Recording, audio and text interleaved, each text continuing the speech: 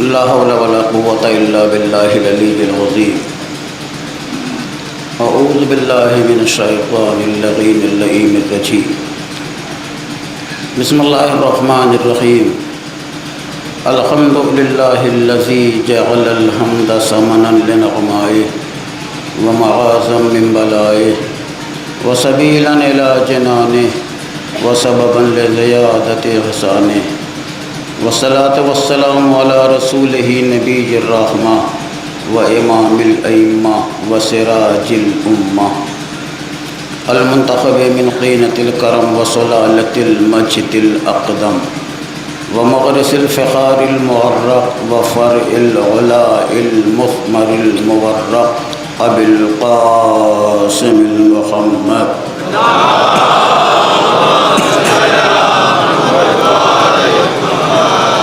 وعلى آله مصابيح الظلم ويسم الأمم ومنار الدين الواضحة ومصاقيل الفضل الراجحة واللعنة الدائمة الباقية على أعدائهم أجمعين من الآن إلى قيام يوم الدين. أما بعد فقد قال الله تعالى في الفرقان الحميد والقرآن المجيد وقوله الحق. بسم الله الرحمن الرحيم. فأنجيناه وأصحاب السفينة وجعلناها آية للعالمين. صلوات محمد وآل محمد.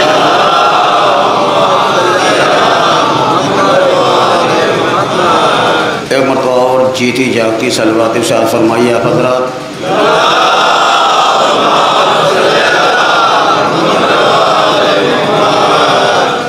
سب سے پہلے میں اربعین سید الشہداء کی مناسبت سے حضرت ابو عبداللہ الحسین کے حقیقی وارث حضرت بقیت اللہ الاعظم روحی و ارواح العالمین لہ الفدا کی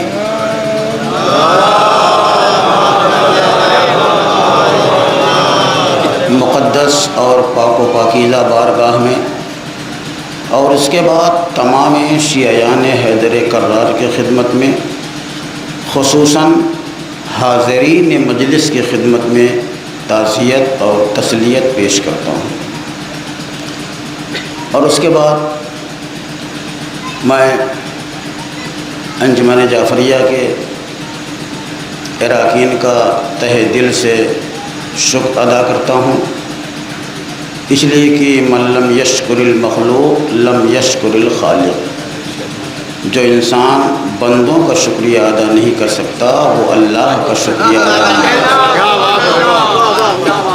لہذا میں سب سے پہلے انجمن جعفریہ کے اراکین کا تہہ دل سے شکریہ ادا کرتا ہوں کہ انہوں نے جلال پور کی سرزمین کی انتہائی قدیم اور تاریخی مجلس کے مسلسل چوتھی مرتبہ مجھے پڑھنے کا موقع دیا. اور یہ میرے لیے انتہائی شرف اور سعادت کی بات ہے کہ اہل وطن کے درمیان جب کسی وطن کے خطیب کو دعوت دی جائے تو وطن کے خطیب کے لیے اس سے بڑا اور کوئی شرف کا مقام نہیں.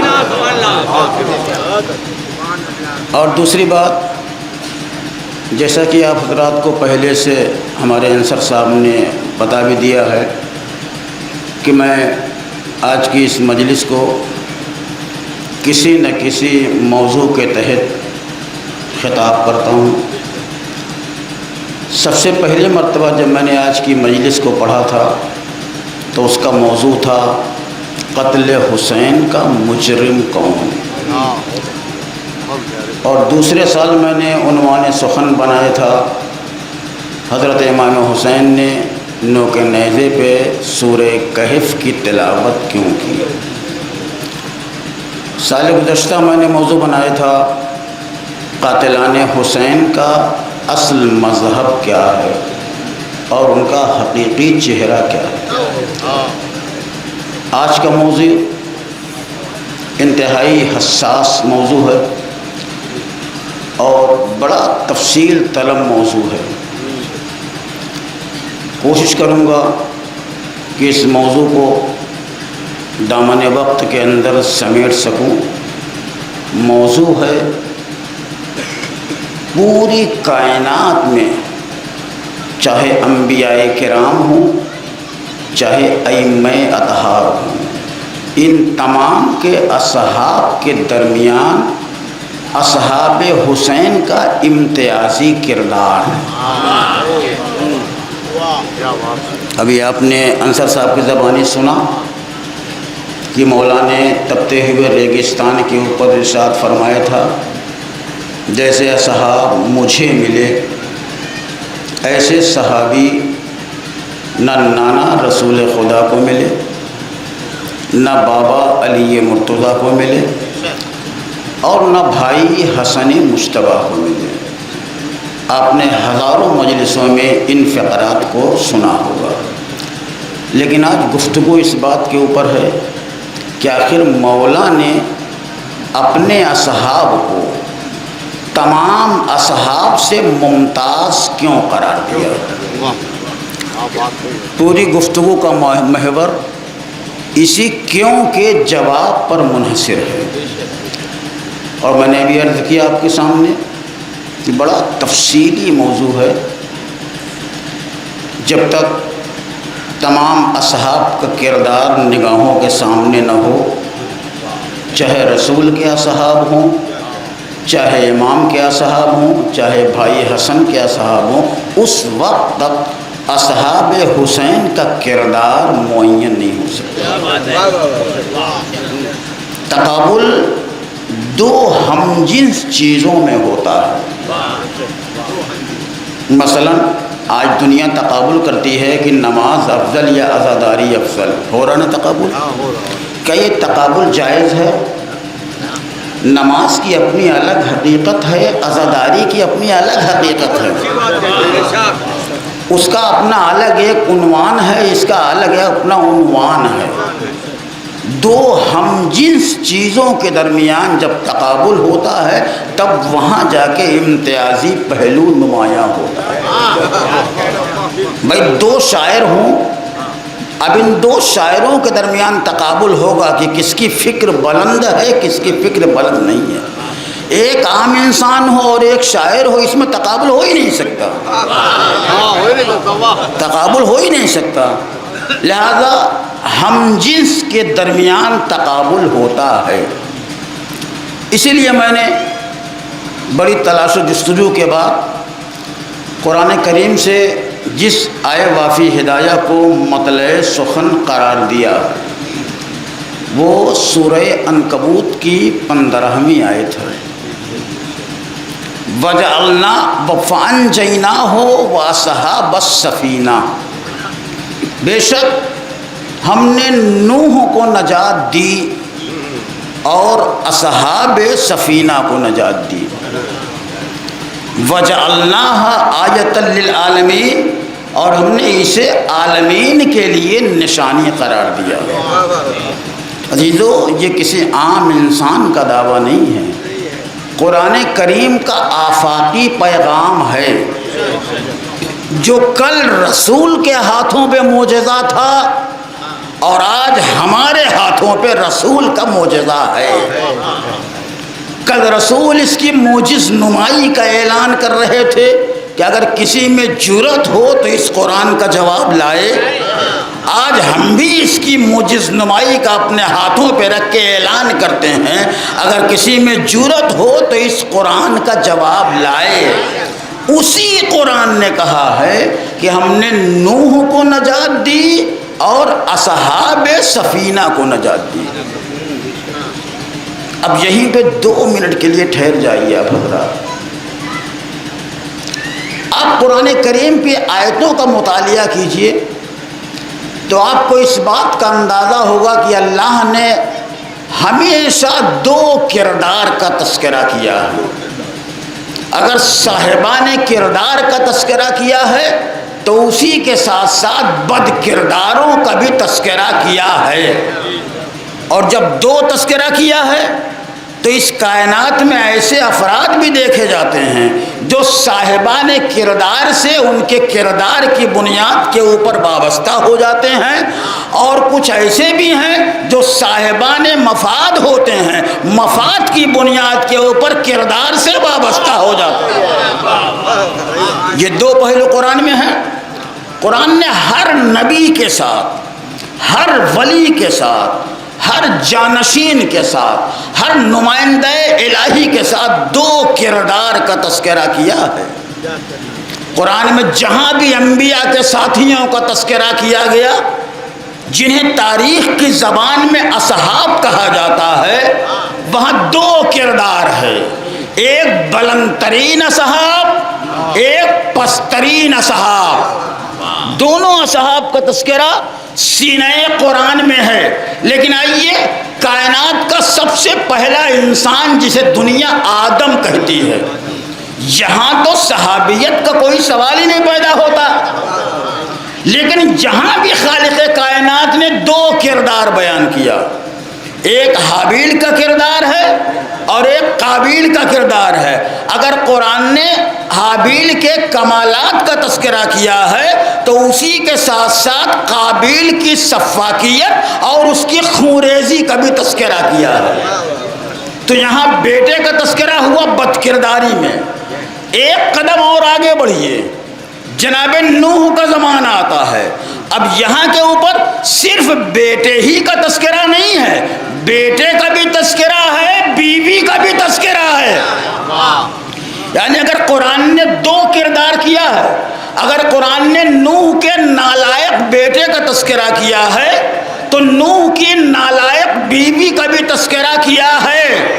میں کہوں گا پروردگارا، ارے نوح کا بیٹا نبی کا بیٹا تھا، ارے اس کے کردار کو تمہیں دبا دینا چاہیے تھا۔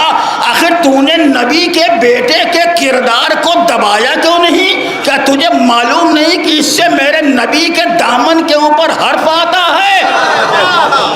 تو نے نوح کے بیٹے کے کردار کو دبایا کیوں نہیں؟ عجب نہیں قرآن آواز دے، ارے جب اس نے خود اپنے کردار کو نہیں دبایا تو میں کیسے اس کے کردار کو دبا سکتا ہوں؟ ایک جملہ کہوں، اگر نوح کا بیٹا کہیں پستی میں جا کے ڈوب گیا ہوتا تو خود ہی دب گیا ہوتا، اس نے تو خود اپنے کو بلندی میں پہنچا کے نمایاں کر دیا۔ اس نے خود اپنے کردار کو دبانا نہیں چاہا، بلندی میں پہنچا دیا۔ تو ٹھیک ہے، اس نے اپنے کردار کو دبانا نہیں چاہا، بلندی میں پہنچا دیا، تو کم سے کم جو پردے کی بات تھی اسے پردے میں رہنے دیتا۔ یہ پردے کی بات کو قرآن میں بیان کرنے کی ضرورت کیا تھی؟ تو نے نوح کے بیٹے کا تذکرہ کر دیا، اس نے اپنے کردار کو پہاڑی پہ جا کے نمایاں کر دیا۔ آخر کم سے کم نوح کی بیوی کا تذکرہ دبا دیتا، وہ پردے کی بات تھی، پردے ہی میں رہ جاتی۔ آخر تو نے قرآن میں اس کا تذکرہ کر کے ہمیشہ ہمیشہ کے لیے اس کے کردار کو دنیا میں عام کیوں کر دیا؟ کہا تمہیں پتہ نہیں ہے انسان کا دو رشتہ ہوتا ہے، توجہ، انسان کا دو رشتہ ہوتا ہے، ایک نسبی رشتہ، ایک سببی رشتہ۔ نسبی رشتے کی بنا کے اوپر نوح کے بیٹے کا تذکرہ ہے، سببی رشتے کی بنیاد کے اوپر نوح کی بیوی کا تذکرہ ہے۔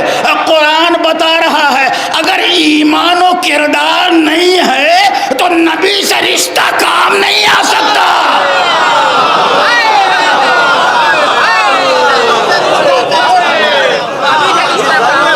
اگر ایمان و کردار نہیں ہے تو نہ نبی کا بیٹا ہونا کام آئے گا، نہ نبی کی بیوی ہونا کام آئے گا، نہ نسب کامیابی کی ضمانت ہے، نہ سبب کامیابی کی ضمانت ہے۔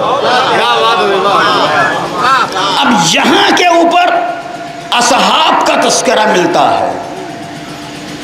آدم کا تذکرے میں تو اصحاب کا تذکرہ نہیں تھا، لیکن اب نوح کے تذکرے میں اصحاب کا تذکرہ ہے۔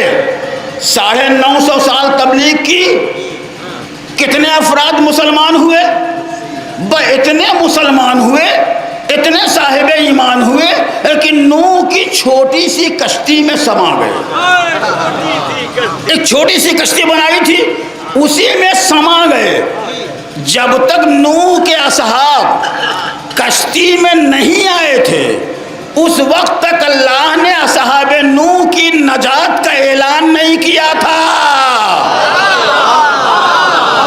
جب نوح کے اصحاب کشتی میں آ گئے تب قرآن نے کہا ہم نے نجات دی اور اصحاب سفینہ کو نجات دی۔ اس کا مطلب ہے اصحاب پیغمبر ہونا کافی نہیں ہے، اگر نجات چاہیے تو اصحاب سفینہ بننا پڑے گا۔ جب تک دنیا اصحاب سفینہ نہیں بنے گی اس وقت تک نجات کا تصور پیدا نہیں ہو سکتا۔ تو اب آئیے ترجمہ کروں، فَأَنْجَيْنَاهُ وَأَصْحَابَ السَّفِينَةِ، ہم نے نوح کو نجات دی اور اصحاب سفینہ کو نجات دی۔ میں کہوں گا مالک، اچھا یہ قرآن کی ایک بلاغت ہے۔ کیا بلاغت ہے؟ بڑی لمبی گفتگو کو 2 لفظوں میں سمیٹ دیتا ہے۔ یہی تو اس کا معجزہ ہے جو آج تک کوئی کر نہیں سکا ہے۔ بڑی صدیوں کی داستانوں کو 2 لفظوں میں بیان کر دیتا ہے۔ اچھا تو نے یہ کہا فَأَنْجَيْنَاهُ وَأَصْحَابَ السَّفِينَةِ، میں اس سے بھی چھوٹا جملہ بناتا ہوں۔ اگر مالک، اے میرے مالک، تو اس آیت کو بجائے یوں کہنے کے یوں کہہ دیتا فَأَنْجَيْنَاهُ وَأَصْحَابَهُ، اس سے بھی چھوٹا ہو گیا۔ قرآن نے کیا کہا؟ فَأَنْجَيْنَاهُ وَأَصْحَابَ السَّفِينَةِ، قرآن تو یہ کہہ دیتا فَأَنْجَيْنَاهُ وَأَصْحَابَهُ، اس سے چھوٹا جملہ ہوا، لیکن معنی میں فرق ہو گیا۔ معنی کیا ہوگا؟ ہم نے نوح کو اور ان کے اصحاب کو نجات دی۔ اگر قرآن کہتا فَأَنْجَيْنَاهُ وَأَصْحَابَهُ، ہم نے نوح کو نجات دی اور ان کے اصحاب کو نجات دی۔ قرآن نہیں چاہتا کہ جب تک دامن قرآن میں سفینے کا لفظ موجود رہے گا، دامن قرآن کی آیتیں قیامت تک یہ اعلان کرتی رہیں گی اصحاب پیغمبر ہونا اور ہے، اصحاب سفینہ ہونا اور ہے۔ اگر قرآن یہ کہہ دیتا ہم نے نوح کو نجات دی اور ان کے اصحاب کو نجات دی تو تمام انبیاء کے اصحاب کو صبح قیامت تک نجات کا پروانہ مل جاتا۔ قرآن نہیں چاہتا کسی نبی کا صحابی صحابیت کو ڈھال بنا کر جنت میں داخل ہو جائے۔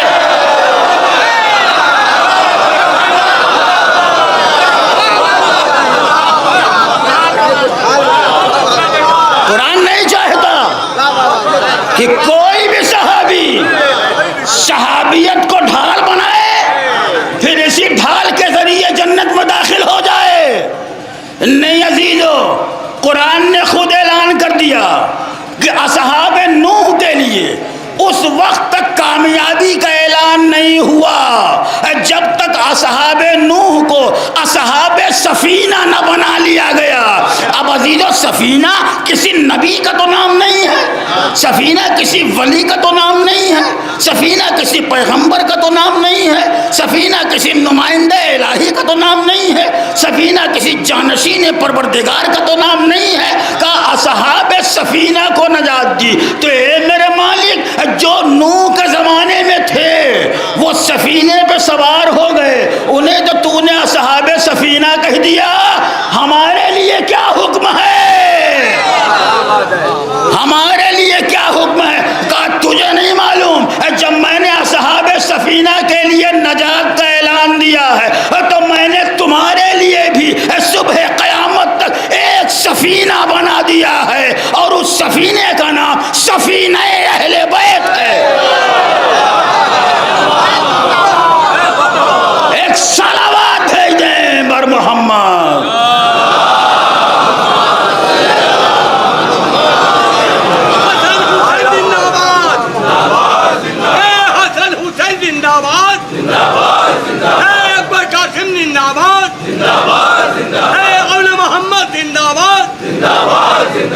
نعرہ حیدری علی، نعرہ حیدری علی، نعرہ سلوات۔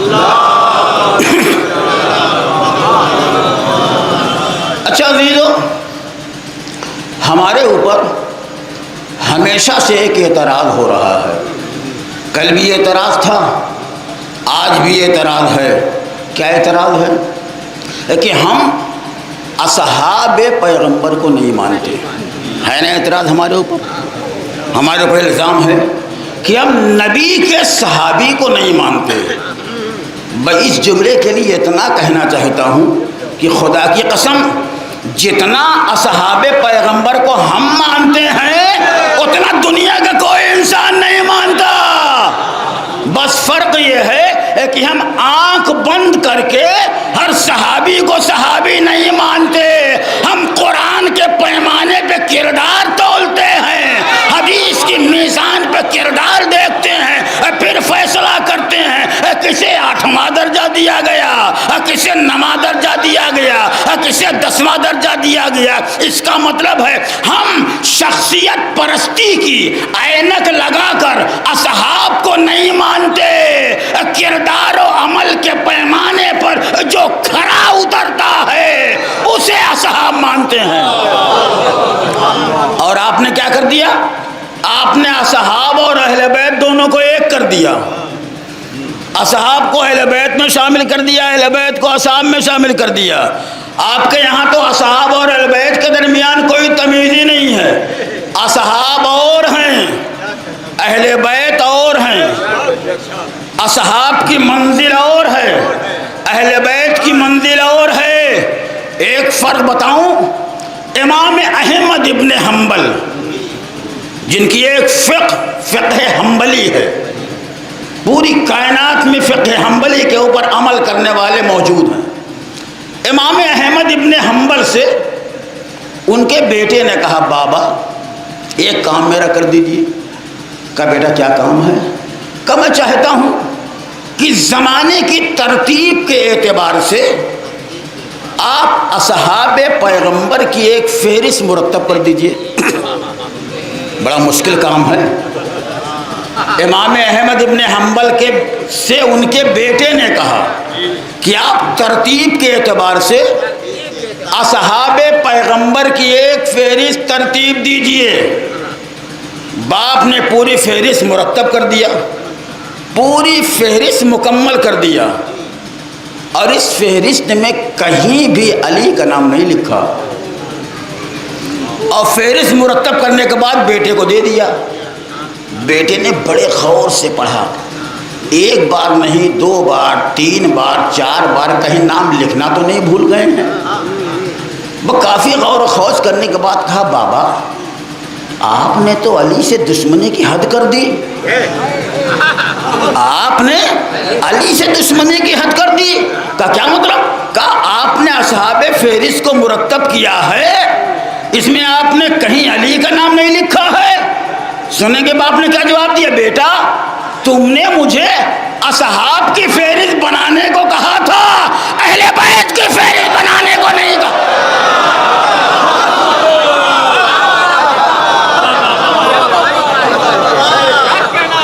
تو نے مجھے اصحاب کی فہرست بنانے کو کہا تھا. علی تو اہل بیت رسالت میں شامل ہیں.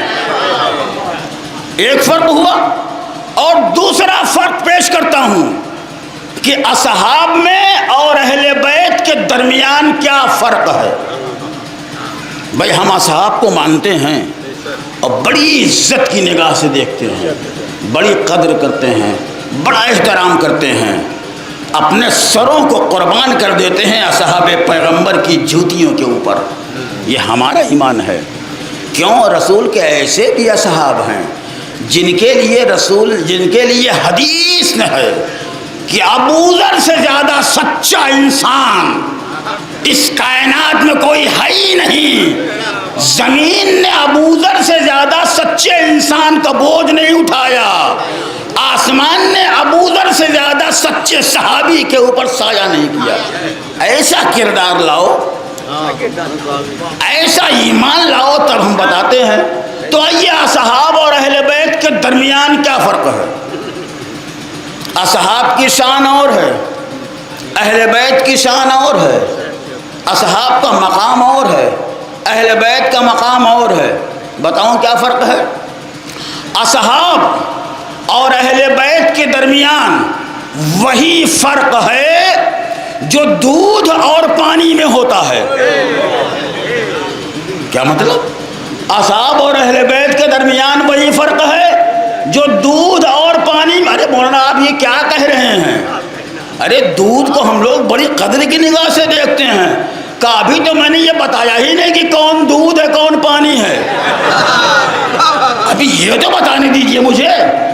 ابھی تو میں نے صرف اتنا ہی کہا کہ اصحاب اور اہل بیت کے درمیان وہ فرق ہے جو دودھ اور پانی کے درمیان فرق ہے، آپ پہلے ہی سے اعتراض کرنے لگے۔ ارے پوری بات تو مکمل ہونے دیجئے۔ اصحاب دودھ کے مانند ہیں، اہل بیت پانی کی طرح ہیں۔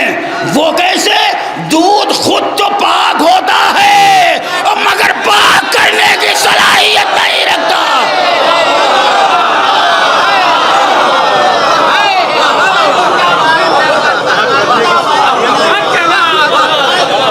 دودھ خود تو پاک ہوتا ہے مگر پاک کرنے کی صلاحیت نہیں رکھتا۔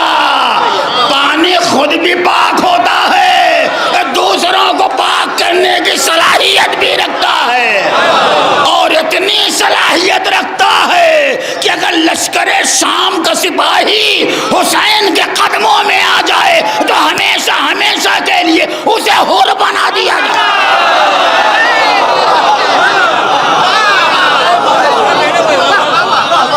ایک صلوات بھیج دیجئے بر محمد۔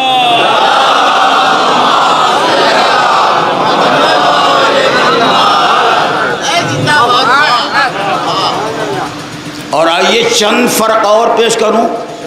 اصل میں کیا کروں، جب تک تقابل کی جب بات آئے گی اس کے پہلے صحابیت کا کردار نگاہوں میں ہونا چاہیے، تب کہیں جا کے امام کے اس جملے کی عظمت روشن ہوگی، ورنہ نہیں ہوگی۔ آئیے کچھ فرق اور بالکل اپنے سادہ لب و لہجے میں۔ صحابی جنت میں جانے والا ہے، اہل بیت لے جانے والے ہیں۔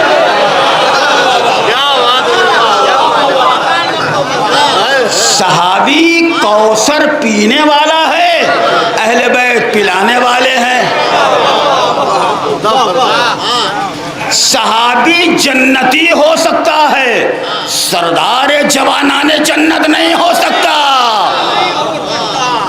صحابی قرآن پڑھ کے حافظ قرآن تو ہو سکتا ہے، محافظ قرآن نہیں ہو سکتا۔ صحابی کلمہ پڑھ کے مومن تو بن سکتا ہے، کل ایمان نہیں بن سکتا۔ صحابی اپنی زندگی میں قرآن تو پڑھ سکتا ہے مگر نو کے نیزے سے قرآن کی تلاوت نہیں کر سکتا۔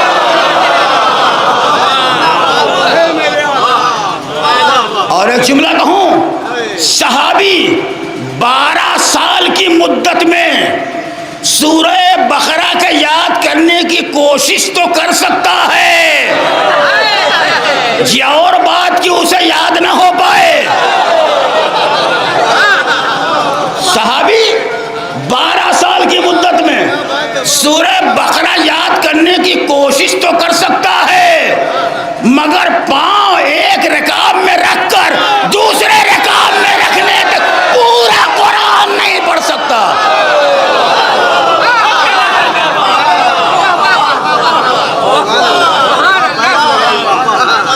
صحابی سجدہ کر کے ساجد تو بن سکتا ہے، سید الساجدین نہیں بن سکتا۔ صحابی عبادت کر کے زین العابدین، صحابی عبادت کر کے عابد تو بن سکتا ہے، زین العابدین نہیں بن سکتا۔ صحابی میدان میں علم لے کے جا سکتا ہے، فاتح خیبر بن کے لوٹ نہیں سکتا۔ صحابی بزم سقیفہ میں خلافت ساز سقیفائی حکمراں تو بن سکتا ہے مگر غدیر کے لخودق صحرا میں کائنات کا مولا نہیں بن سکتا۔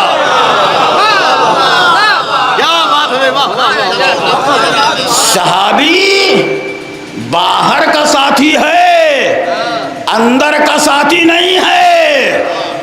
ازواج رسول اندر کی ساتھی ہیں، باہر کی ساتھی نہیں ہیں، مگر کیا کہنا اہل بیت رسالت کا جو اندر کے بھی ساتھی ہیں باہر کے بھی ساتھی ساتھی ہیں، جہاں رسول وہاں اہل بیت، رسول نماز میں اہل بیت نماز میں، رسول اذان میں اہل بیت اذان میں، رسول قیام میں اہل بیت قیام میں، رسول قعود میں اہل بیت قعود میں، رسول زمین پہ اہل بیت زمین پہ، رسول آسمان پہ اہل بیت آسمان پہ، رسول کواکب پہ اہل بیت کواکب پہ، رسول ثوابت میں اہل بیت ثوابت میں، رسول سیاروں میں اہل بیت سیاروں میں، رسول رز میں اہل بیت رز میں، رسول بز میں اہل بیت بز میں، رسول سفر میں اہل بیت سفر میں، رسول حضر میں اہل بیت حضر میں، رسول ممبر پہ اہل بیت ممبر پہ،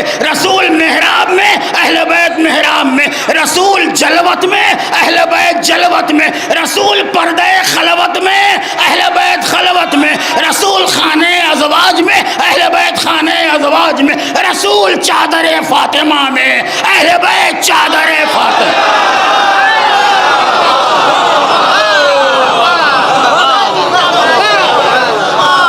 جہاں رسول وہاں اہل بیت۔ اب سمجھے اصحاب کون ہیں اور اہل بیت کون ہیں؟ ایک صلوات بھیج دیجئے بر محمد۔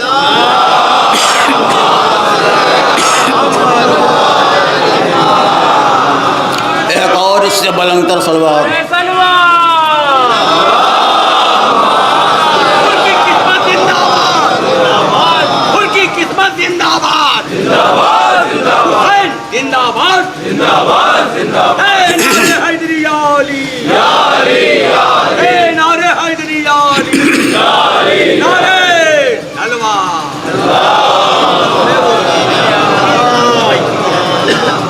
عزیزو، جب صحابیت کی یہ تاریخ نگاہوں کے سامنے ہوگی تب حسین کے اس فقرے کی عظمت کا اندازہ۔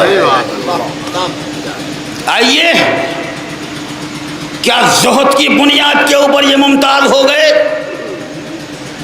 کیا تقوی کی بنیاد کے اوپر یہ ممتاز ہو گئے؟ کیا عبادت کی بنیاد کے اوپر یہ ممتاز ہو گئے؟ کیا ایثار کی بنیاد کے اوپر یہ ممتاز ہو گئے؟ حالانکہ انہی اصحاب حسین میں ایسے اصحاب بھی ہیں جو عالمان کتاب ہیں، جو فقیہ ہیں، ایسے اصحاب ہیں جو فقیہ بھی ہیں، عالم قرآن بھی ہیں، معلم قرآن بھی ہیں۔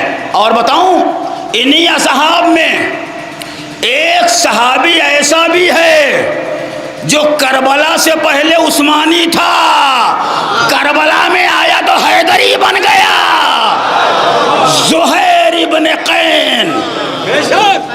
زہیر ابن قین پہلے عثمانی، کربلا آئے تو حیدری بن گئے۔ اور انہی اصحاب میں ایک اور صحابی ہے جو پہلے مسلمان بھی نہیں تھا، جب حسین کے کردار کا عکس اس کے کردار کے اوپر پڑا تو وہ بھی حسینی ہو گیا، وہب قلبی۔ مسلمان نہیں تھے، حسین کے کردار نے متاثر کیا اور کیا بن گئے؟ حسینی بن گئے۔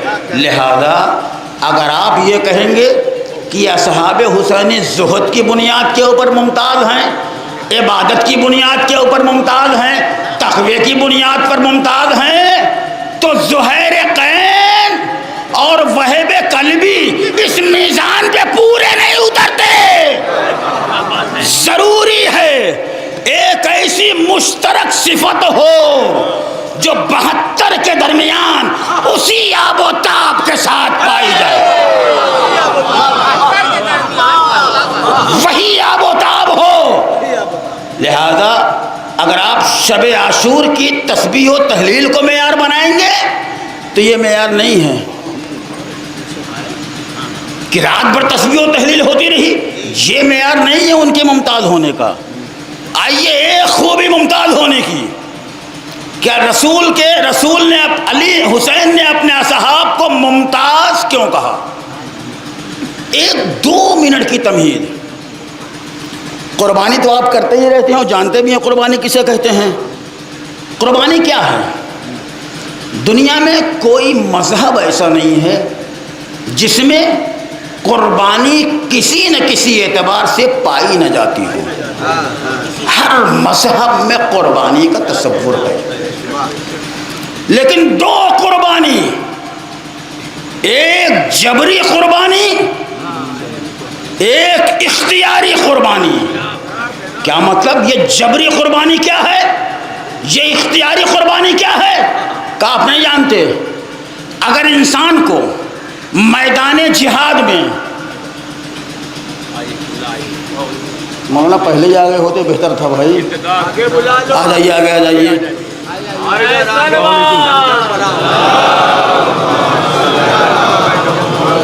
نعرہ حیدری، نعرہ حیدری، نعرہ سلمان. تو قربانی کی دو قسمیں، جبری قربانی، اختیاری قربانی. جبری قربانی کسے کہا جاتا ہے؟ جو قربانی کسی دباؤ کی بنیاد کے اوپر عالم وجود میں آئے، یہ جبری قربانی ہے. مثال پیش کروں، آقا اپنے غلام سے کہہ رہا ہے جاؤ میدان میں سر کٹاؤ. اب بیچارے کو خطرہ ہے، اگر نہیں گیا تو نوکری سے نکال دے گا. یہ دباؤ ہوا. باپ بیٹے کو زبردستی بھیج رہا ہے میدان جہاد میں، بیٹا جانا نہیں چاہتا مگر باپ کا حکم ہے، ٹالے کیسے؟ جبری قربانی ہوئی. رسول میدان جہاد میں لے جا رہے ہیں، چاروں ناچار کتنے ایسے تھے جو فقط رسول کا چہرہ دیکھ کے جا رہے تھے.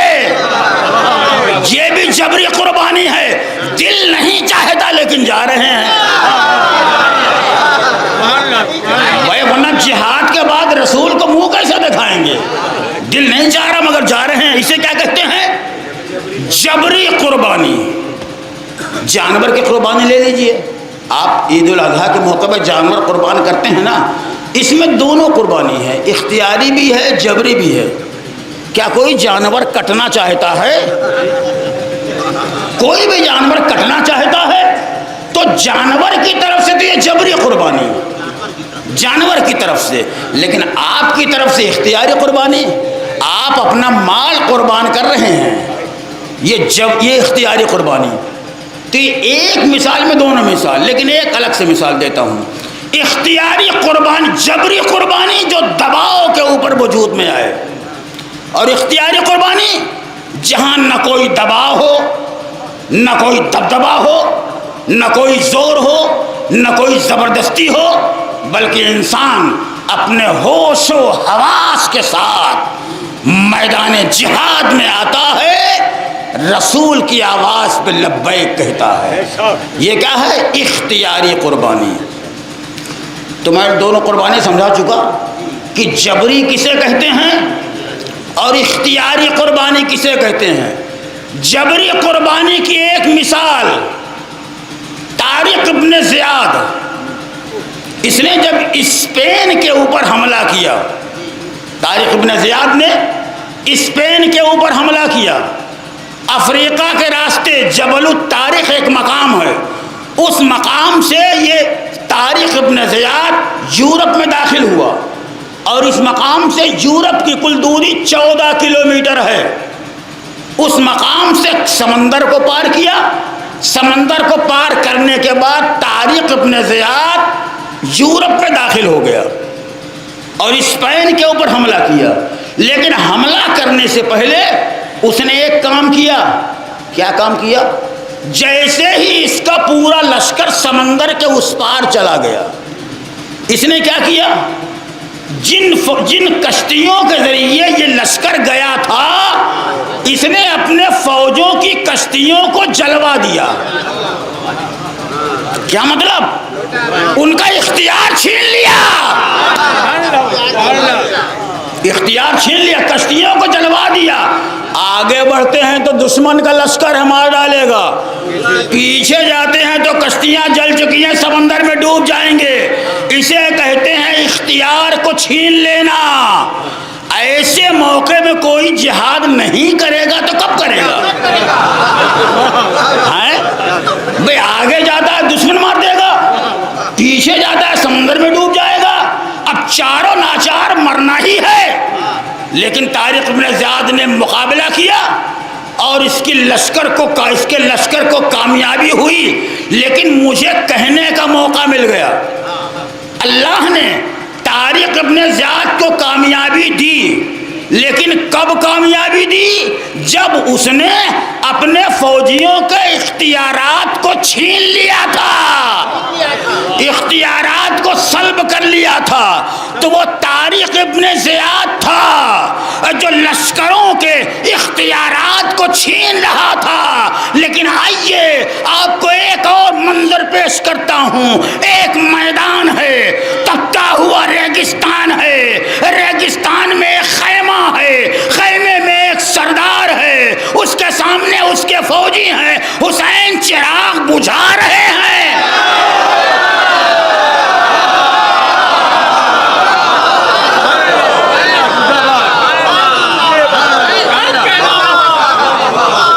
حسین چراغ بجھا رہے ہیں اور کہہ رہے جس کو جانا ہو چلا جائے۔ اب ایک جملہ کہوں، میں کہوں گا مولا کیا آپ کو اپنے اصحاب کے اوپر اعتبار نہیں ہے؟ کیا آپ کو اپنے ساتھیوں پہ بھروسہ نہیں ہے؟ کا اعتبار تو ہے، لیکن میں اپنے اصحاب کی قربانی کو جبری نہیں اختیاری بنانا چاہتا ہوں۔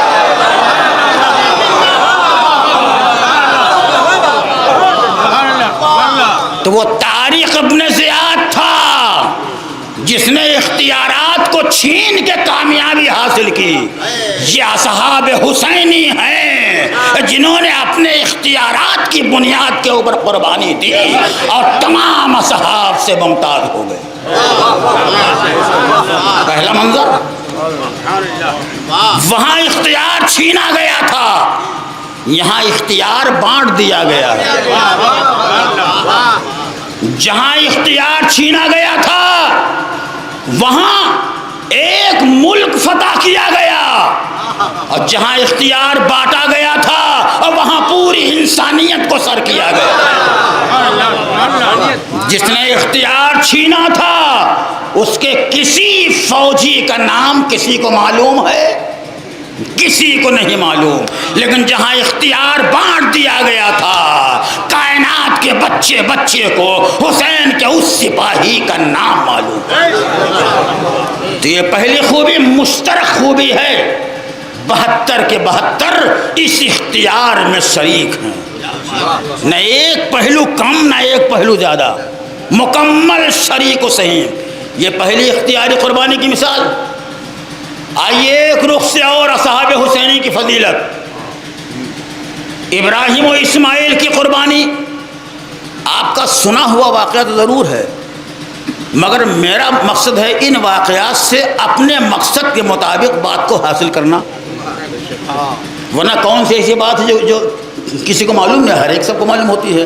تو آئیے اختیاری قربانی کا ایک مثال اور، ابراہیم و اسماعیل کی قربانی۔ باپ نے خواب دیکھا، بیٹے سے پوچھا تمہارا کیا حکم ہے؟ بیٹے نے کیا کہا؟ یا ابت افعل ما تؤمر، اے بابا آپ کو جو حکم ہو رہا ہے اس پہ پورا کر دیجئے۔ گویا ایک باپ ہے جو اپنے اختیار سے قربان کر رہا ہے بیٹے کو، اپنے اختیار سے۔ ایک بیٹا ہے جو اپنے اختیارات کی بنیاد کے اوپر باپ کے ہاتھوں سے قربان ہو رہا ہے۔ باپ بھی مطمئن، بیٹا بھی مطمئن۔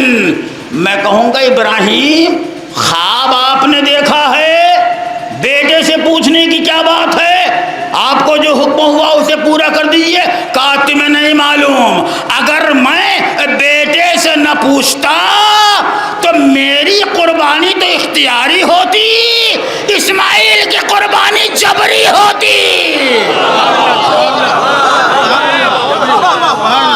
میں نے بیٹے سے پوچھ کے ساری دنیا کو بتانا چاہا ہے جتنا حصہ قربانی میں باپ کا ہے اتنا ہی حصہ قربانی میں بیٹے کا بھی ہے۔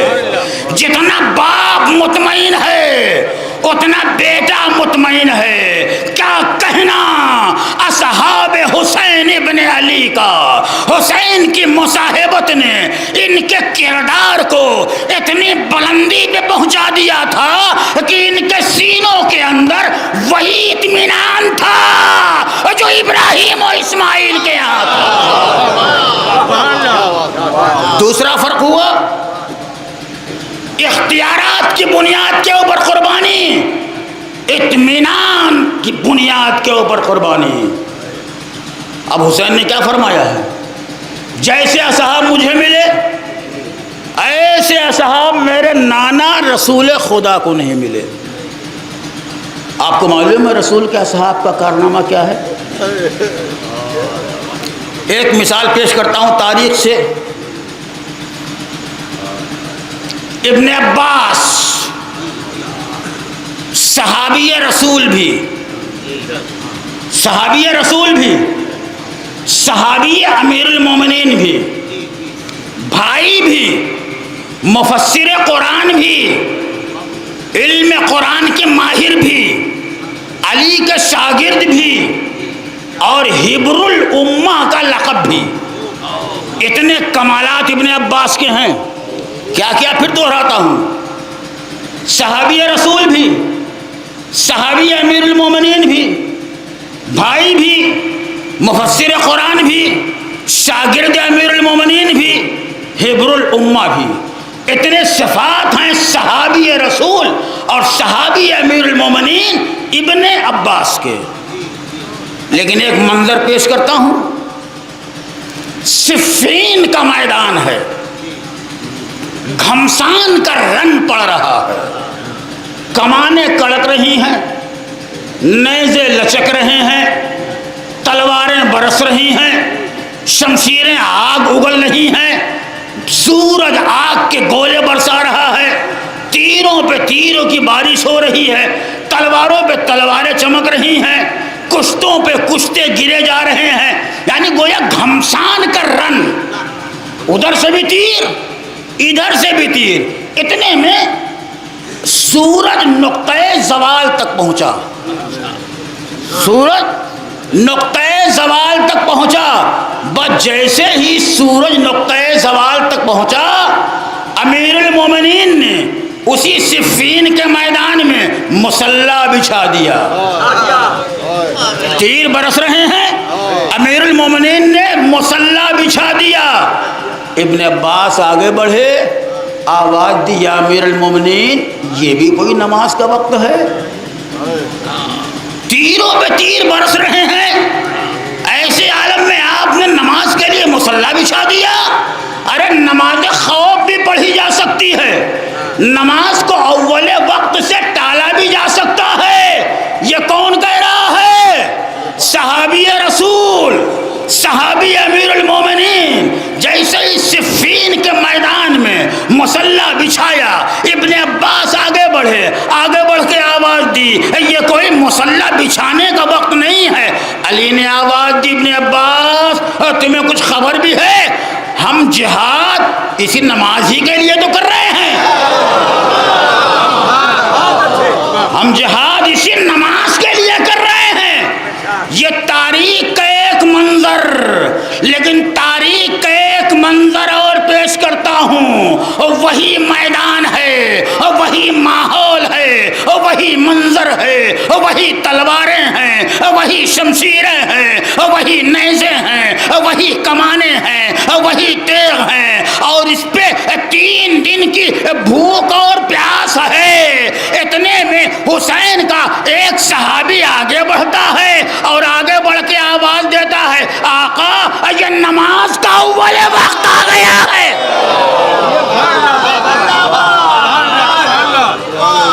ابو سمامہ سیدابی آگے بڑھے اور کہا یبن رسول اللہ ھذا اول وقت صلاۃ الظہر، یہ نماز ظہر کا اول وقت آ گیا ہے. حسین نے کیا کہا؟ بے شک ذکرت الصلاۃ جعلک اللہ من المصلین، تم نے نماز کو یاد کیا، اللہ تمہارا شمار نماز گزاروں میں کرے۔ اب دونوں کا تقابل، اور وہ آپ دیکھیے صفین کے صحابی کی معرفت کا معیار اور حسین کے صحابی ابو ثمامہ سیداوی کی معرفت کا معیار۔ وہ رسول کا صحابی تھا جو برستے ہوئے تیروں میں نماز کو ٹالنے کا حکم دے رہا تھا، یہ حسین کا صحابی ہے جو برستے ہوئے تیروں میں مصلی بچھا رہا۔ ایک صلوات بھیج دیں بر محمد۔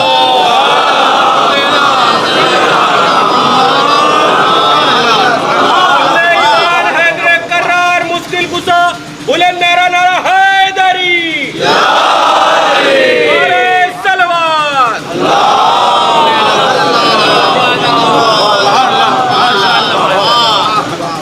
وہاں نماز کو ٹالنے کا حکم دیا جا رہا تھا، اور یہاں صحابی، امام نہیں کہتے نماز کا وقت ہو گیا ہے، صحابی کہتا ہے وقت ہو گیا ہے۔ لیکن ابھی آپ اس جملے کی قدر کی آپ نے، امام نے نہیں کہا اول وقت ہو گیا ہے، صحابی کہہ رہا ہے اول وقت ہو گیا ہے، اور امام تائید کر رہا ہے۔ یہ امام کی تائید نہیں ہے، صحابی کی فقاہت کے اوپر امام کی سند ہے۔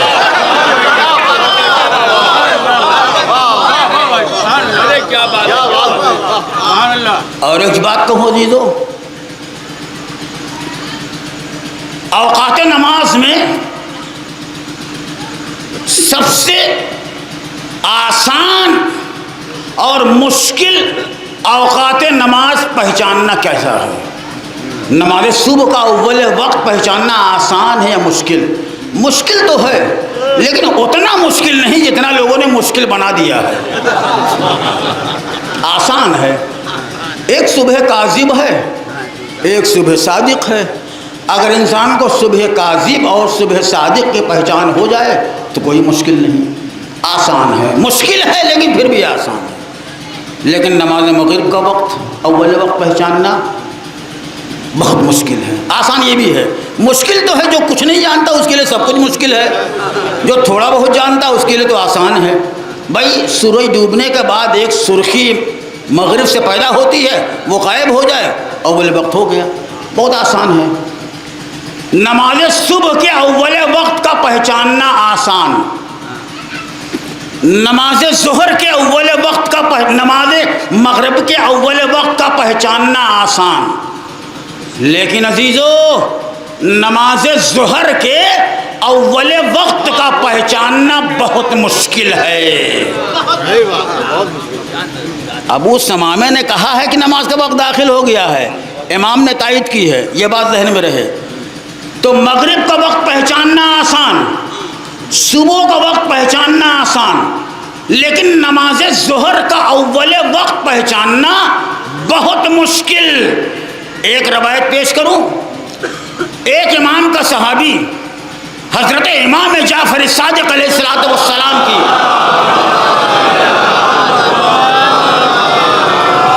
بارگاہ میں آتا ہے، اور آنے کے بعد سوال کرتا ہے، ابن رسول اللہ کیا نماز ظہر کا اول وقت ہو گیا ہے؟ امام کا چاہنے والا امام کے پاس آتا ہے، سورج زوال کے قریب تھا، اس نے امام سے پوچھا فرزند رسول کیا نماز ظہر کا اول وقت آ گیا ہے؟ امام نے فوراً کہا اول وقت نہیں آیا ہے، اور جیسے یہ جملہ پورا ہوا امام نے پھر کہہ دیا اول وقت آ گیا ہے۔ اب سوال پوچھنے والا گھبرا گیا، سوال پوچھنے والا گھبرا گیا، میں پہلی بات مانوں کہ بعد والی بات مانوں؟ ابھی میں نے امام سے پوچھا اول وقت داخل ہوا تو امام نے کہا اول وقت داخل نہیں ہوا، اور جب یہ جملہ پورا ہوا تو امام دوبارہ کرے اول وقت داخل ہو گیا۔ کہا مولا یہ معاملہ کیا ہے، میرا وظیفہ کیا ہے؟ آپ نے تو ابھی کہا وقت داخل نہیں ہوا ہے اور فوراً کہہ دیا وقت داخل ہو گیا۔ کہا تمہیں نہیں معلوم جتنی دیر میں تم نے مجھ سے پوچھا تھا اور میں نے تم کو جواب دیا تھا کہ نماز کا وقت داخل نہیں ہوا ہے، یہ جملہ کہتے کہتے نماز کا وقت داخل ہو گیا. یہ جملہ کہتے کہتے نماز کا وقت داخل ہو گیا. اب آپ سمجھے نماز ظہر کے اول وقت کی پہچان کے لیے عصمت کی نظر چاہیے. کیا کہنا حسین کے اصحاب کا، حسین کے کردار نے اپنے اصحاب کی نگاہوں میں عصمت کی نگاہ پیدا کر دی. ایک صلوات بھیجیں بر محمد.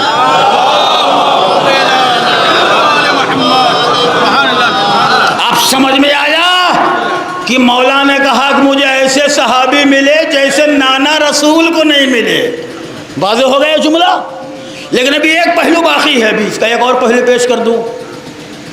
بات کو نامکمل نہیں چھوڑوں گا، ورنہ اگر کوئی بات چھوٹ جائے گی اور دوبارہ کہیں پڑھوں گا تو مزہ نہیں آئے گا. لہذا بات تو حالانکہ میں نے بہت سی باتیں چھوڑ دیا ہیں. آئیے ایک پہلو اور رسول کا صحابی سب آپ جانتے. قرآن کی آواز یا ایھا الذین آمنوا استجیبوا للہ والرسول اذا دعاکم لما یحییکم. اے صاحبان ایمان، اللہ اور رسول کی آواز کے اوپر لبیک کہو جب اللہ اور رسول تم کو بلائیں، کیونکہ یہ تمہیں حیات دینے کے لیے بلائیں گے. قرآن کا پیغام کیا ہے؟ جب اللہ اور رسول بلائے تو اس کے حکم کو تسلیم کرو اور اس کی آواز کے اوپر لبیک کہو. یہ قرآن کا حکم ہے. اب آئیے، احد کا میدان ہے، گھمسان کا رن ہے، چاہنے والے رسول کے بلکہ رسول سے محبت کا دعویٰ کرنے والے رسول کو تنہا میدان احد میں چھوڑ کے پہاڑیوں کی طرف بھاگ رہے تھے. والرسول یدعوکم، رسول انہیں بلا رہا تھا اور یہ رسول کو چھوڑ کے بھاگ رہے تھے. وہ بھاگنے کو حیات سمجھ رہے تھے، رسول بلانے کو حیات سمجھ رہا تھا. بات تمام ہو گئی. وہ اصحاب رسول کا کردار ہے. جہاں رسول بلا رہا ہے اور کوئی رسول کی آواز کے اوپر لبیک نہیں کہتا بلکہ رسول کو چھوڑ کے بھاگ رہا ہے. کیا کہنا حسین کے اصحاب کا. ابھی میں مصائب کی منزل میں نہیں ہوں. کیا کہنا حسین کے اصحاب کا. حسین نے آواز دی، حل من ناصرن، کون ہے جو میری مدد کرے. شہداء کے جسموں میں تھر تھری پیدا ہوئی اور کٹی ہوئی گردنوں سے آواز آئی، لبیک یا حسین.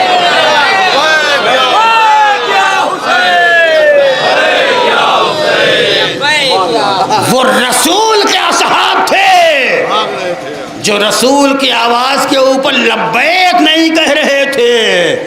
یہ حسین کے اصحاب ہیں جو مرنے کے بعد بھی حسین کی آواز کے اوپر لبیک یا حسین کا نعرہ بلند کرتے. یہ بھی ایک اختیاری صفت ہے.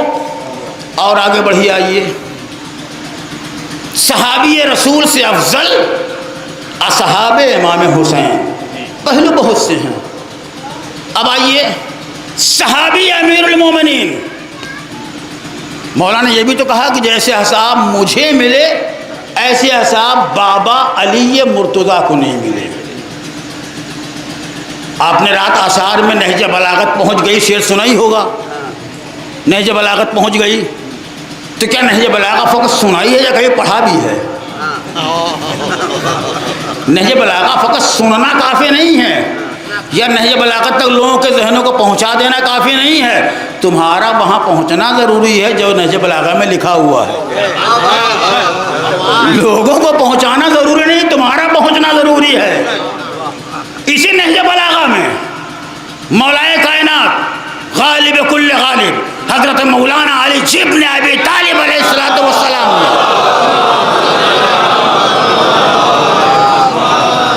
اپنے اصحاب کے کارناموں کا تذکرہ کیا ہے نہج بلاغہ میں، اور فقط کارناموں کا تذکرہ نہیں کیا ہے، اپنے اصحاب کی لاپرواہی کا تذکرہ کیا ہے، اپنے اصحاب کی کاہلی کا تذکرہ کیا ہے، اپنے اصحاب کی نافرمانی کا تذکرہ کیا ہے، اپنے اصحاب کی بزدلی کا تذکرہ کیا ہے۔ اس تذکرے سے نہج بلاغہ بھری ہوئی ہے، جہاں مولا نے اپنے اصحاب کی کاہلی اور سستی، لاپرواہی اور بے معرفتی کا تذکرہ کیا ہے نہج بلاغہ میں۔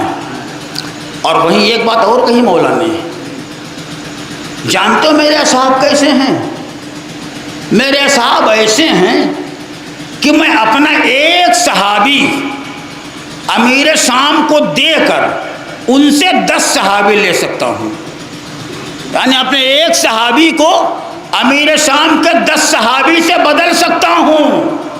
سمجھے کیا مطلب ہے؟ امام بتانا چاہتے ہیں امیر شام کا جو صحابی ہے وہ جانتا ہے کہ میں باطل پر ہوں، مگر باطل پہ ہوتے ہوئے وہ اپنے امیر کی اطاعت سے سرتابی نہیں کرتا۔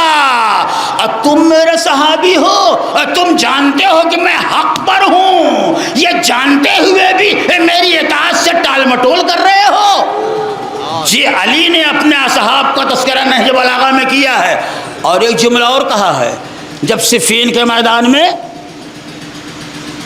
قرآن کو نیزوں کے اوپر بلند کیا گیا تو یہ علی کے اصحاب تھے جو بولتے ہوئے قرآن اور خاموش قرآن کے درمیان فیصلہ نہیں کر سکے، اور علی کو ان کی مرضی کے خلاف تحکیم کے اوپر راضی کر لیا۔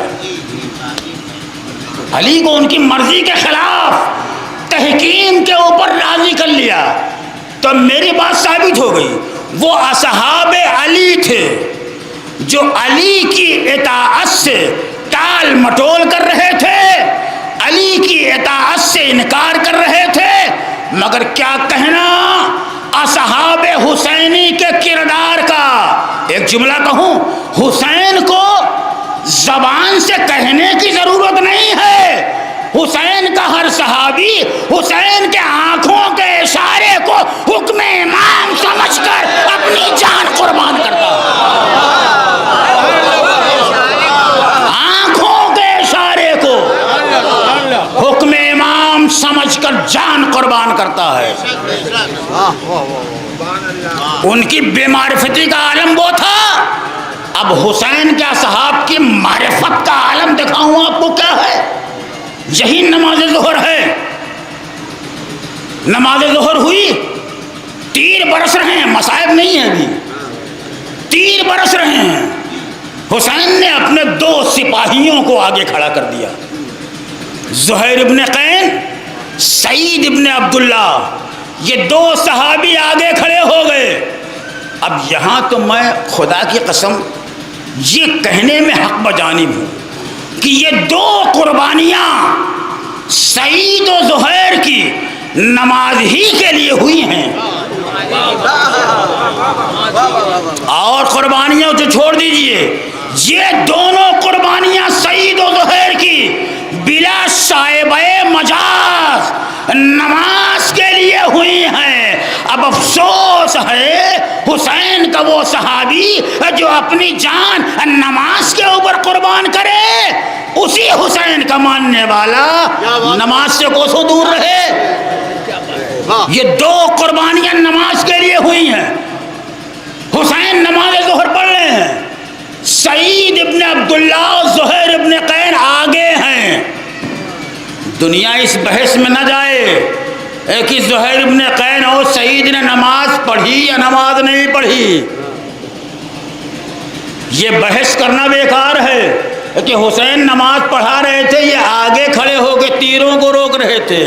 میں نہیں جانتا اور خدا کی قسم نہیں جانتا کہ اس حسین کی نماز افضل جو 2 صحابیوں کو آگے کھڑا کر کے ادا ہوئی، یا ان 2 صحابیوں کا عمل افضل جس نے حسین کو نماز پڑھوائی۔ دنیا یہ نہ کہے کہ سعید و زہیر نے نماز نہیں پڑھی. ارے کون کہتا ہے نماز نہیں پڑھی؟ ارے جب تیر کھانے کے لیے جھکے تو کون کہتا ہے رکوع نہیں کر لیا؟ اور جب سینے پہ تین روکنے کے لیے کھڑے ہوئے تو کون کہتا ہے قیام نہیں کر لیا؟ اور جب آخر میں غش کھا کے زمین پہ گرے تو کون کہتا ہے سجدہ نہیں کر لیا؟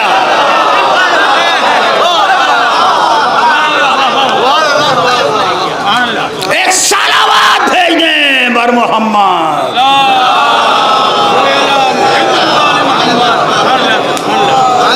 ایک اور صلوات بھیجیے بر محمد والے محمد.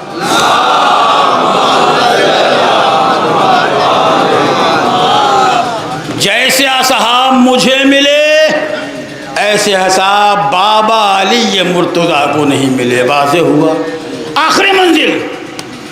جیسے اصحاب مجھے ملے ایسے صحابی بھیا حسن مجتبیٰ کو بھی نہیں ملے. آخری منظر ہے. میں نے سب چھوڑ دیا. ابھی انبیاء کے اصحاب سے تقابل باقی تھا. امام حسن کو اصحاب کیسے ملے؟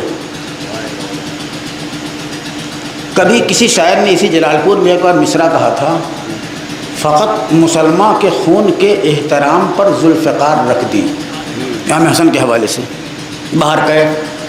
دنیا نے طرح طرح کی باتیں کہیں امام حسن کے حوالے سے، لیکن جو تاریخ کی مسلمہ حقیقت ہے وہ پیش کرتا ہوں. امام حسین کے امام حسن کے بعد بہت بڑی فوج تھی، بہت بڑا لشکر تھا، لیکن آپ کے لشکر میں جو آپ کے اصحاب تھے آپ کو معلوم ان کا کردار کیسا تھا؟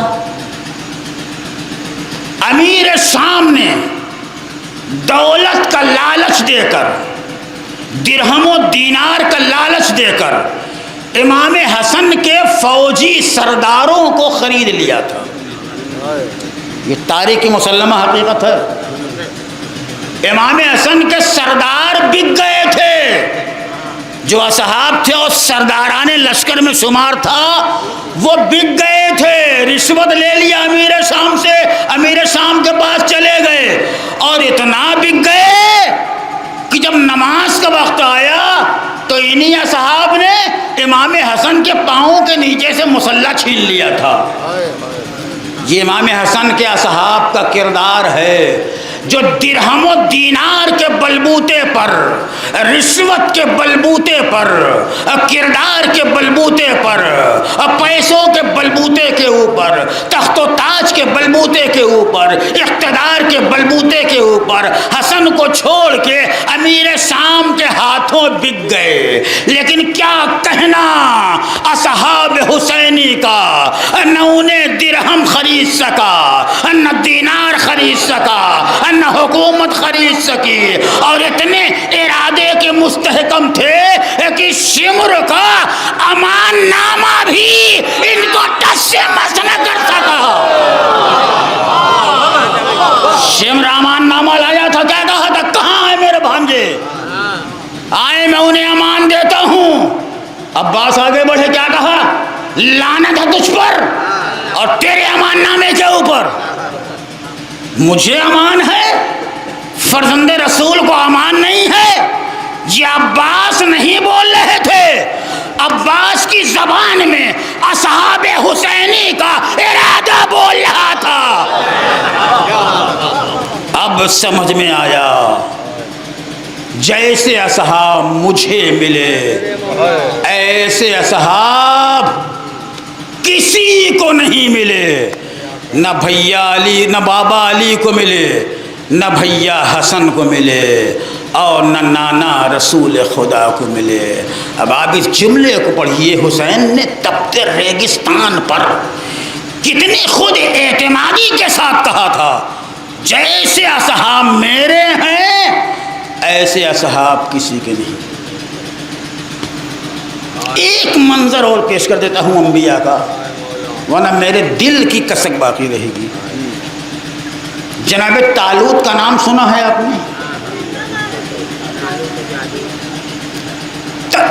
طالوت کے ماننے والوں نے اللہ سے فریاد کی کیا فریاد کی؟ ہم قوم سے عاجز آ چکے ہیں، ہمارے پاس کوئی ایسا سردار بھیج جو جالوت سے مقابلہ کرے۔ اللہ نے طالوت کو بھیجا، طالوت آئے، طالوت اپنا لشکر لے کر، اپنے اصحاب کو لے کر جالوت سے مقابلے کے لیے نکلے۔ گرمی کا زمانہ، لو کا عالم، پیاس کی شدت، ہونٹوں سے زبانیں باہر نکلی ہوئی، پسینے میں پورا بدن ڈوبا ہوا، اور اتنی پیاس کا عالم طالوت کی فوجوں کے اوپر، طالوت کے اصحاب کے اوپر اتنی پیاس کی شدت کہ زبانیں باہر نکلی ہوئی۔ اتنے میں ریگستان میں ایک دریا دکھائی دیا۔ جیسے ہی دریا طالوت کے لشکر والوں نے دیکھا، ان کی امیدیں جاگ گئیں۔ اب دریا سے ہم پانی پئیں گے تو ہماری پیاس بجھ جائے گی۔ بس جیسے ہی طالوت نے دریا کو دیکھا، کہا خبردار، کوئی دریا سے پانی نہیں پیے گا۔ یہ میری لفظ نہیں، قرآن کہہ رہا ہے، خبردار کوئی دریا سے پانی پیے گا نہیں۔ یہ پانی پینے والا دریا نہیں ہے، یہ تمہارے امتحان کا دریا ہے، یہ تمہاری آزمائش کا دریا ہے، یہ تمہارے اختبار کا دریا ہے، یہ تمہارے پرکھنے کا دریا ہے۔ کتنی ہی پیاس کی شدت ہو، جو پانی پی لے گا وہ مجھ سے نہیں ہوگا۔ پیاس سے زبانیں باہر نکلی ہوئی ہے، لیکن طالوت نے کیا کہا؟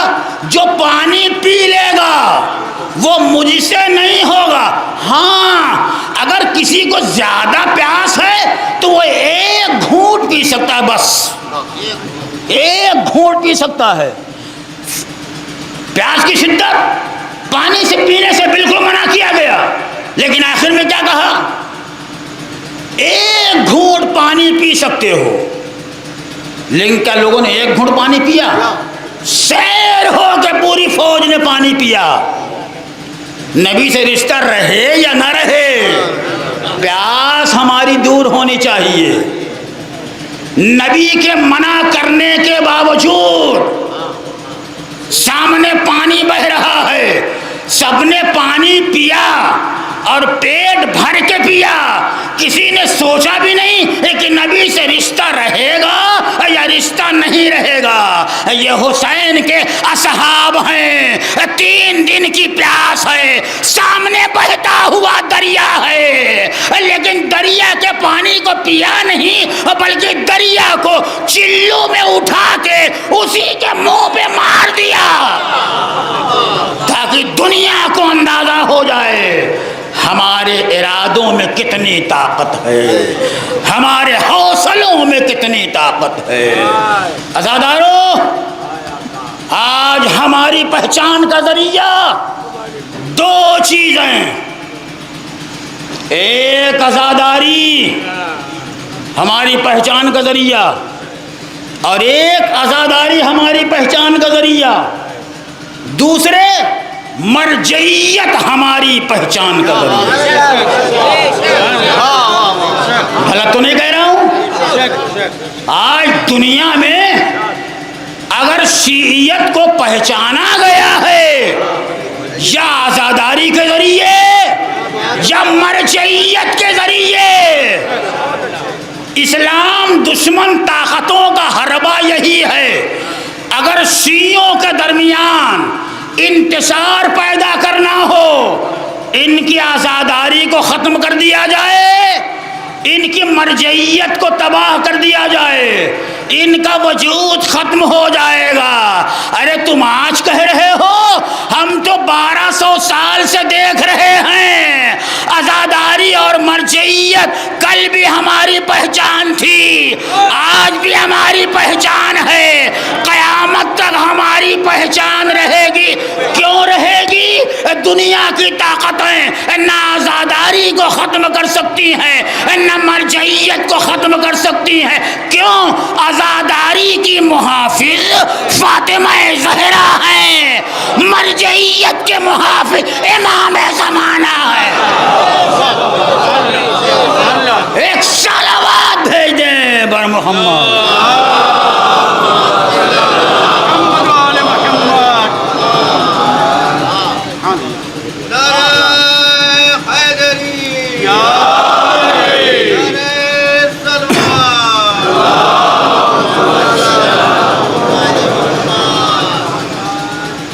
خدا کی قسم آج جو تاریخ ہے یہ تاریخ بھی پوری دنیا میں ہماری پہچان کا ذریعہ ہے. آج سے پہلے دنیا کو نہ عاشور کا وقار معلوم تھا نہ اربعین کا وقار معلوم ہے. لیکن ایک مصرع کہوں، کرب و بلا کی نشر و اشاعت ہے اربعین. آج کربلا کی سرزمین کے اوپر جو کروڑوں کا مجمع ہے، یہ مجمع اگر ایک طرف زیارت کے لیے گیا ہے تو وہیں پیغام عاشور کے تحفظ کے لیے بھی گیا ہے. پیغام عاشور کے تحفظ کے لیے گیا ہوا ہے. لیکن میں کروڑوں کے زائرین کو خطاب کرتا ہوں، اگر وہ میری آوازیں وہاں سن رہے ہوں گے تو میری ان سے درخواست ہے، زیارت کرنے گئے ہو عام آدمی بن کے زیارت نہ کرنا، حق حسین کو پہچان کے زیارت کرنا.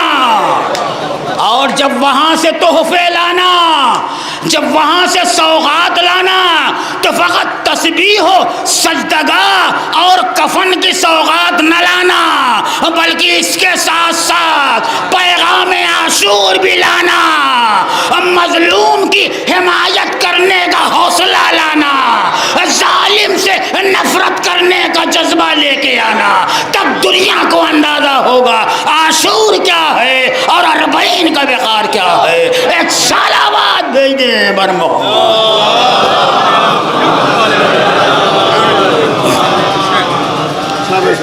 لو عزادارو، میں آ گیا اپنی منزل تک. اگر عاشور اور اربعین زندہ ہے تو یہ زندگی دو بہن بھائی کا صدقہ ہے. اگر عاشور زندہ ہے، اگر اربعین زندہ ہے تو یہ دو بہن بھائی کا صدقہ ہے. ایک بھائی کا نام حسین اور ایک بہن کا نام سینا. لیکن تاریخ میں ایک بہن بھائی اور ہیں. ایک بھائی کا نام علی اصغر ہے، ایک بہن کا نام سکینہ ہے. عزادارو، علی اصغر باپ کے ہاتھوں دفن ہوئے، سکینہ بھائی کے ہاتھوں دفن ہوئی. علی اصغر خون بھرے کرتے میں دفن ہوئے، سکینہ اسی کرتے میں دفن ہوئی جس میں انتقال ہوا تھا. علی اصغر باپ کے ہاتھوں پہ شہید ہوئے، سکینہ اپنے بابا کا سر آغوش میں لے کے اتنا گریہ کیا کہ شہید ہو گئی. ہاں زادارو، یہ قربانی انہی بھائی بہن کا صدقہ ہے، انہی بھائی بہن کی قربانیوں کا نتیجہ ہے. عزادارو، میں یقیناً اربعین کے مصائب تو پڑھوں گا، لیکن ایک جملہ کہنا چاہتا ہوں. آپ کو معلوم ہے آپ کی عظمت کیا ہے، آپ کا وقار کیا ہے؟ عزاداران امام مظلوم کا وقار کیا ہے؟ ایک روایت پیش کرتا ہوں. امام چہارم حضرت امام زین العابدین کی خدمت میں امام کا چاہنے والا آیا اور آنے کے بعد آواز دی، آقا میرے گھر میں شادی ہے، میں چاہتا ہوں آپ میرے گھر میں شرکت کریں. امام نے کہا، اے بھائی زہری، تمہیں معلوم ہے کربلا کے واقعے کے بعد میں نے خوشیوں میں جانا چھوڑ دیا. زہری رخصت ہو گیا، کچھ دنوں کے بعد پھر آیا. کہا، آقا میں نے اپنے گھر میں آپ کے بابا کی فرش عزا بچھائی ہے. کہا، ہاں ہاں ضرور آؤں گا. امام نے وعدہ کیا زہری گھر آیا. گھر آنے کے بعد زہری نے فرش مجلس بچھایا. سامعین آئے. ذاکر منبر پہ گیا. اتنے میں امام آئے. زہری آگے بڑھا. امام کے ہاتھوں کو پکڑ کے صدر مجلس میں جگہ دی. ذاکر منبر پہ گیا. اس نے کربلا کا مصائب بیان کیا. اب نہ جانے اس کے مصائب کے بیان کرنے کا عالم کیا تھا کہ پورے مجمع کے اوپر رقت طاری ہوئی. کسی کو کسی کا خیال نہ رہا. جب شور گریہ ذرا کم ہوا, اب ابن زہری نے کیا دیکھا, میں نے جہاں امام کو بٹھایا تھا امام وہاں نظر نہیں آ رہے ہیں. بڑا پریشان ہوا. ارے چاروں طرف دیکھا, میرا آقا کہاں چلا گیا ہے.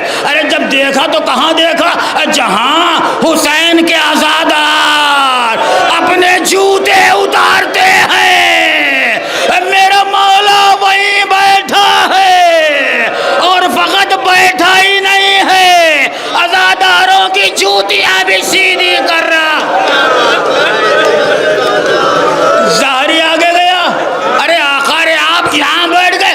کہا تجھے نہیں معلوم. ارے وہاں کون کون ہے.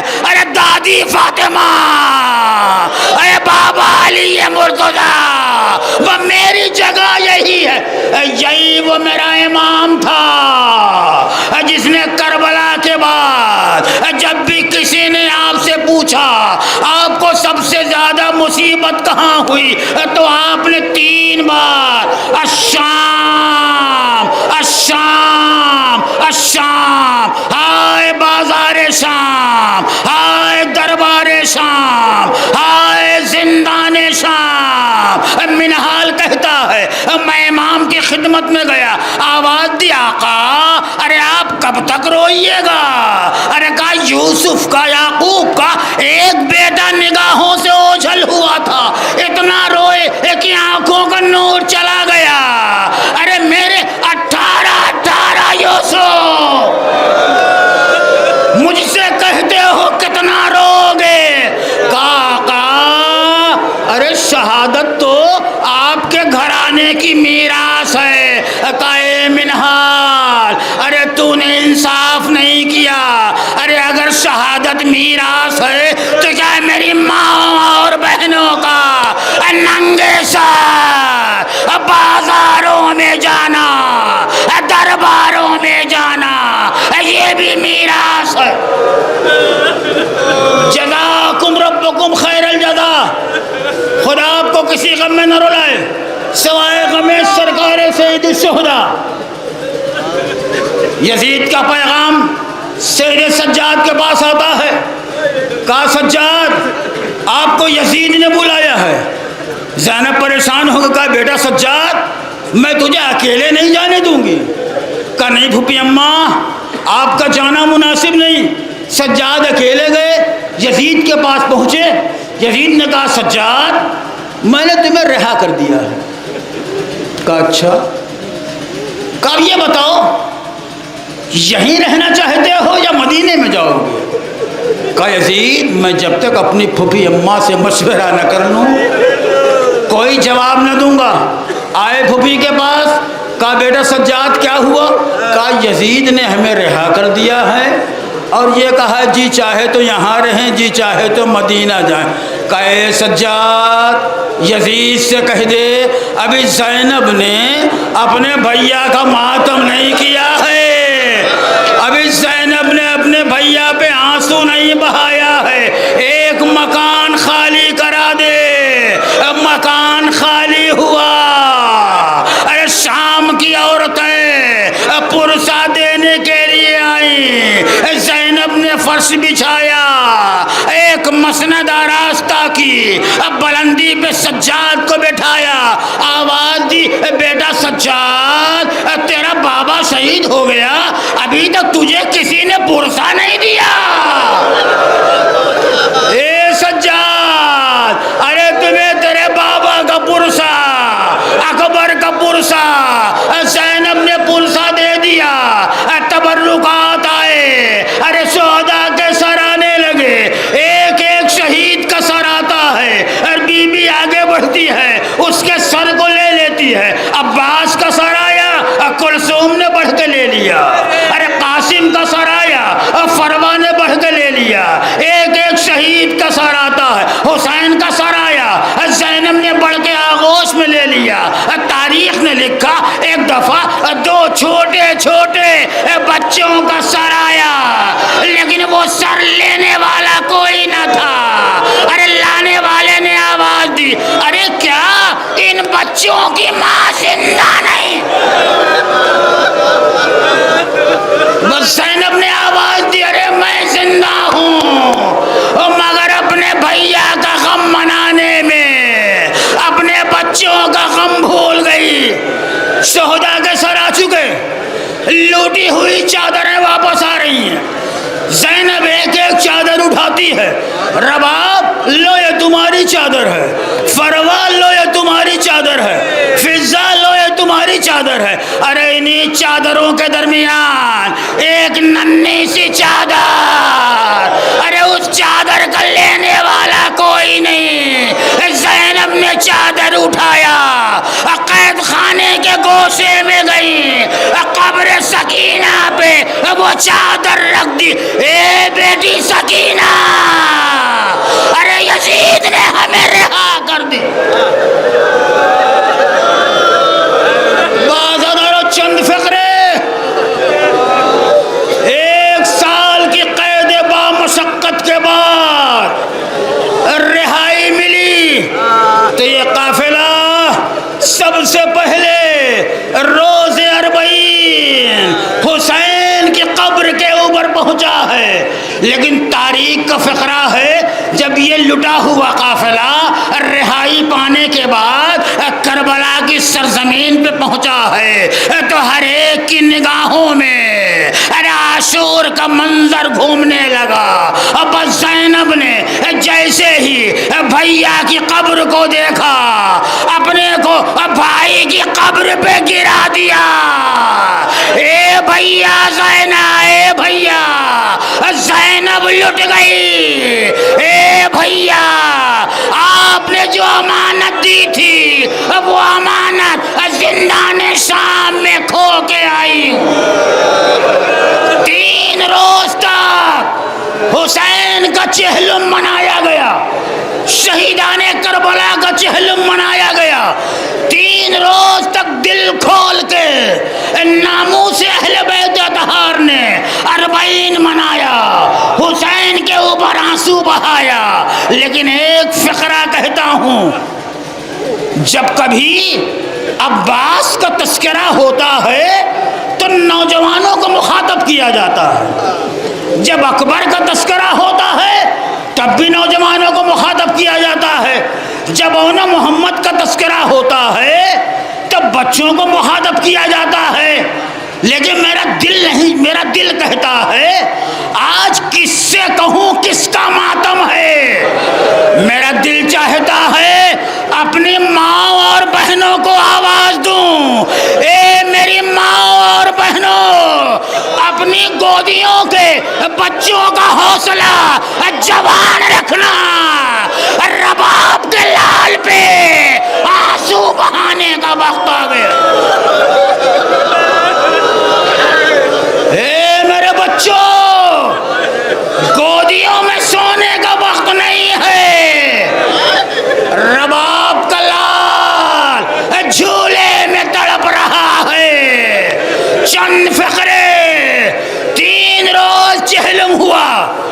جب قافلہ یہاں سے رخصت ہونے لگا تو ابھی تھوڑی دور قافلہ گیا تھا, اتنے میں کسی نے کہا شہزادی کہیں رباب نظر نہیں آتی.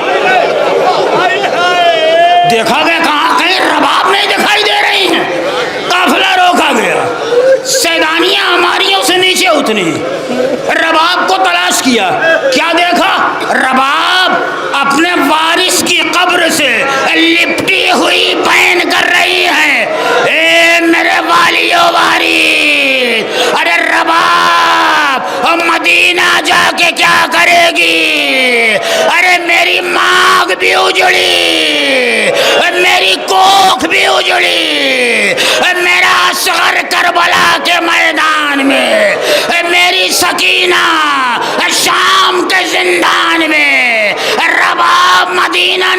जाएगी। बैठते बाद ज़ैनब आगे बढ़ी, आगे बढ़ के आवाज़ दी, भाभी रबाब, काफिला तैयार है, वतन जा रहा है, क्या आप वतन न जाएंगी? रबाब ने ज़बान से कुछ नहीं कहा। शहजादी फिर आगे बढ़ी, आगे बढ़ के आवाज़ दी, भाभी रबाब, काफिला वतन के लिए आमादा है, आप वतन नहीं जाएंगी? बेइख्तियार रबाब ने अब भी कुछ नहीं कहा।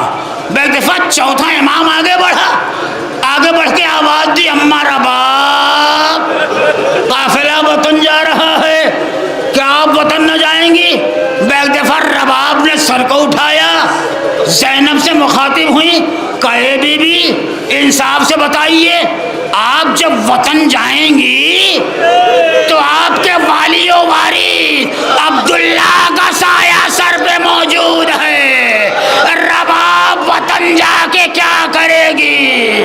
रबाब की गोद भी उजड़ गई, रबाब की मांग भी उजड़ गई। बेइख्तियार इमाम ने इसरार किया, रबाब तैयार हुई, लेकिन एक जुमला कहा, अरे वतन चल तो रही हूँ, लेकिन जब तक जिंदा रहूंगी न कभी साए में बैठूंगी, न कभी ठंडा पानी पीऊंगी, हमारी जाने कुर्बान। रबाब ने जो वादा किया था उसे पूरा कर दिखाया, न कभी साए में बैठी, न कभी ठंडा पानी पिया। ज़ैनुल आबदीन आगे बढ़े, आवाज दी, ए अम्मा, अरे कब तक साए में न जाइएगा? अब एक दफा रबाब ने अल्लाह से दुआ की, ए मेरे मालिक, रबाब के वादे की लाज रख ले। एक कदम उठाया, गश खा के गिरी, अब जो नब्ज पे हाथ रखा तो रबाब रुखसत हो गई। सज्जाद ने कहा, ए भूपी अम्मा, गजब हो गया, रबाब गुजर गई। गस्साला ने रबाब को गुस्ल दिया। गस्साला का बयान, जब मैं रबाब को गुस्ल देने लगी तो रबाब के पहलू से अली असगर के झूले की जली हुई लकड़ी, आए वो माँ कैसे अपने दिल को बहलाती जब तक जिंदा रही। अली असगर के झूले की जली हुई लकड़ी, ए मेरे लाल, मैं तुझे झूला तो न झूला सकी, अब जब तक जिंदा रहूंगी तुम्हें तमन्नाओं के गहवारे में झुलाती रहूंगी। इन्ना लिल्लाह व इन्ना इलैहि राजिऊन। रज़म बिक़ज़ाइही